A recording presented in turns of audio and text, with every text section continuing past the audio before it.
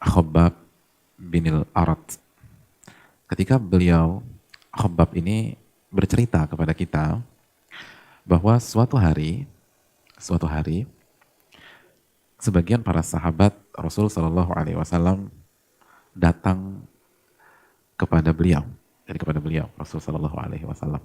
Saat itu Rasulullah Shallallahu Alaihi Wasallam sedang tidur-tiduran di bawah naungan Ka'bah.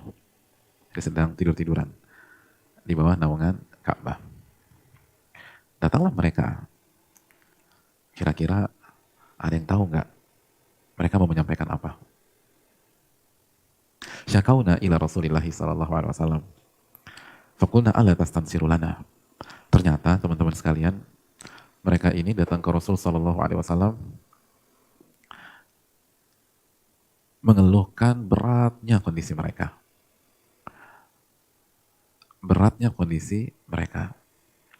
Karena kita tahu teman-teman sekalian, di kota Mekah, para sahabat itu minoritas. Ditekan, disudutkan, dihina, difitnah, bahkan sebagian mereka dipukul, dijemur di bawah terik sinar matahari yang sangat panas di kota Mekah. Dan gak berhenti sampai sana, sebagian mereka disiksa, dilukai, sehingga mereka berdarah-darah. Coba kita bayangkan jika kita berada di posisi mereka dulu. Dan gak berhenti sampai di sana. Rasanya tidak ada harapan. Karena musuh mereka terlalu kuat. Yang membenci mereka mayoritas penduduk kota Mekah. Maka capek fisik bergabung dengan capek psikis dan hati. Setiap hari menunya adalah celaan dan cacian. Setiap hari menunya adalah pukulan dan siksaan. Di waktu yang sama seakan-akan tidak ada harapan untuk punya kehidupan normal. Seakan-akan tidak ada secercah cahaya untuk bisa hidup dengan damai dan aman.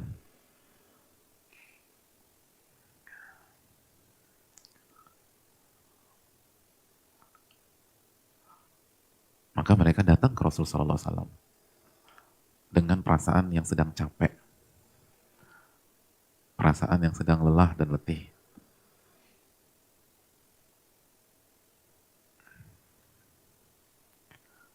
Lalu mereka berkata kepada sang Nabi Sallallahu Alaihi Wasallam, "Ala tastansiru lana." Ya Rasulullah, mengapa engkau tidak meminta kepada Allah agar menolong kita? Ala tad'u lana. Kenapa engkau nggak berdoa kepada Allah agar Allah menolong kita? Lihat bagaimana ekspresi, rasa letih, rasa capek, bukan hanya fisik, tapi juga psikis dan kejiwaan. Itu dalam loh teman-teman. Sampai bilang ke Nabi, wahai Rasul, kenapa sih engkau gak mendoakan kita gitu loh. Itu kan, kenapa engkau tidak minta kepada Allah agar Allah menolong kita? Itu lagi penat-penatnya, lagi capek-capeknya, sampai keluar kalimat demikian. Pernah gak ngerasain kondisi psikis seperti itu coba? Capek banget. Kayaknya tuh pengen, aduh segera selesailah semua ini gitu. Ya, harus sudah capek, sudah letih. Udah deh, atau udah deh kita tinggalin aja deh, udah bubarin gitu. Udah tutup. Dan ini berat loh, teman-teman sekalian. Karena apa? Bayangkan para sahabat yang notabene dari kecil, sahabat Nabi ya, SAW, yang dari kecil, kehidupan mereka keras, Bukan hanya keras secara kehidupan, tapi juga secara geografis kan keras dari kota Mekah. Panas, luar biasa. Mereka sebenarnya sudah terbiasa dengan tekanan, dengan kesulitan, sehingga sampai datang ke Rasul SAW dan mengatakan, ala tastansiru lana wa ala tada'ulana, kenapa engkau tidak mendoakan kami, kenapa engkau nggak minta kepada Allah agar Allah menolong kami. Oh, itu berarti udah capeknya minta ampun. Karena teman-teman sekalian, karakter kehidupan kita dengan mereka jauh lebih berat mereka. Jauh lebih berat mereka. Kita kondisi-kondisi lagi sulit, masih bisa ketemu bubur ayam. Nah, Masya Allah. Tuh. Mereka tuh nggak ketemu bubur ayam lah. Walaupun di sana nggak ada bubur ayam juga ya, tapi intinya kita tuh masih jauh lebih enak loh jemaah. Jadi mereka sedang lagi capek-capeknya teman-teman. Lalu mendengar kalimat pertanyaan seperti itu, kira-kira apa jawab Rasul kita Sallallahu Alaihi Wasallam? Mungkin kalau kita tuh udah marah-marah, dasar kalian pada nggak sabar gitu ya. Tapi ternyata Nabi SAW nggak mengatakan demikian. Nabi kita Sallallahu Alaihi Wasallam bersabda, "Qad kana man qablakum." Sesungguhnya umat sebelum kalian, yu'khadur rajulu fayaghfir lahu fil ard. Lalu yu'ta bil minsyar. Ditangkap zaman dulu, di umat sebelumnya, lalu digeletakkan di atas tanah, zaman dulu, ditangkap, digeletakkan di atas tanah, enggak dikubur, diambil gergaji, lalu diambilkan gergaji, gergaji, gergaji, ya gergaji. Lalu apa yang terjadi?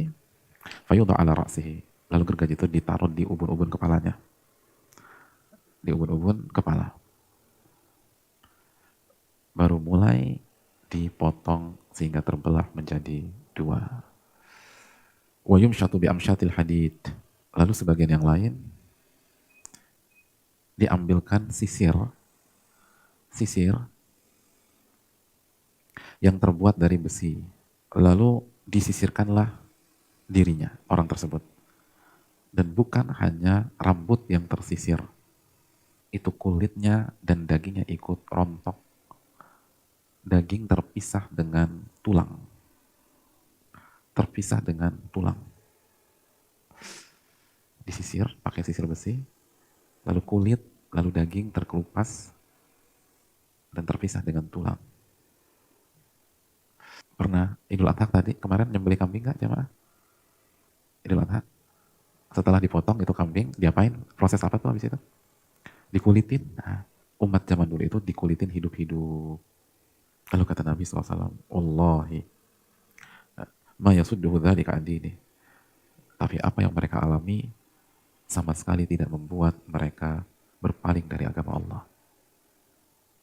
Sama sekali tidak membuat mereka berpaling dari agama Allah. Gak ada mundur. Dikulitin hidup-hidup, gak ada mundur. Wallahi, demi Allah, Allah akan menangkan agamanya. Allah akan berikan rasa aman kepada kalian. Allah akan tolong kalian. Hatta yasiral raqibu min San'a ila Hadramaut la yakhafu illallah. Sampai pada satu hari, seorang musafir berjalan sendiri dari San'a, Yaman, menuju Hadramaut. Tidak punya rasa takut kecuali kepada Allah semata. Jadi dari kota San'a ke Hadramaut, yang dia takutkan hanya Allah. Artinya dia tidak takut perampok, tidak takut begal, dan lain-lain. Saking amannya, Allah buat aman, senyaman-nyamannya. Atau dia takut serigala memakan kambingnya. Hanya takut itu aja. Alias, Allah akan menangkan kalian, Allah akan berikan kalian rasa aman. Walakinnakum tasta'jilun. Tapi kalian itu orang yang terburu-buru. Sabarlah kata Nabi. Jangan terburu-buru. Kalian itu kaum yang terburu-buru. Pengen cepat berhasil. Pengen cepat sukses. Pengen cepat jaya. Pengen cepat berkembang. Sabar dulu lah, sabar. Sabar. Itu. Kita ingin sekolah kita langsung berkembang. Tenang dulu, jangan terburu-buru. Kita ingin seluruh wali murid, orang tua murid mengerti kita. Jangan terburu-buru. Jangan terburu-buru. Bayangkan kalau sahabat Nabi saja, SAW, harus bersabar selama 13 tahun. 13 tahun. Itu sahabat Rasul SAW. Lalu kita bagaimana jamaah?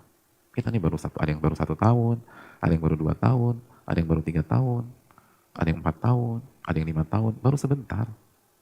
Sahabat Nabi 13 tahun itu mengalami kondisi yang parah sekali di dalam kehidupan. 13 tahun. Gak ada jalan yang mudah tuh, gak ada.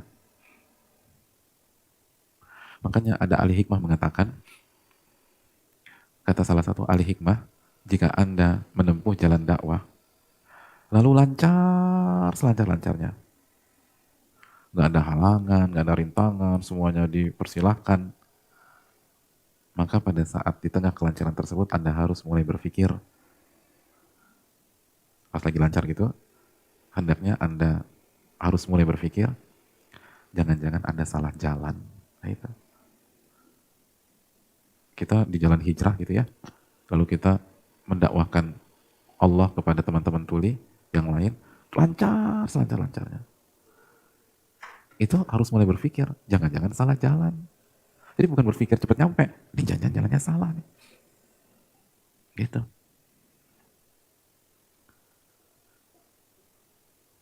Jadi bukannya senang, alhamdulillah aku mah lancar ya, gak ada halangan apa-apa. Ini pasti berkah. Loh, tunggu dulu. Rasul SAW saja silih berganti diuji dan diuji.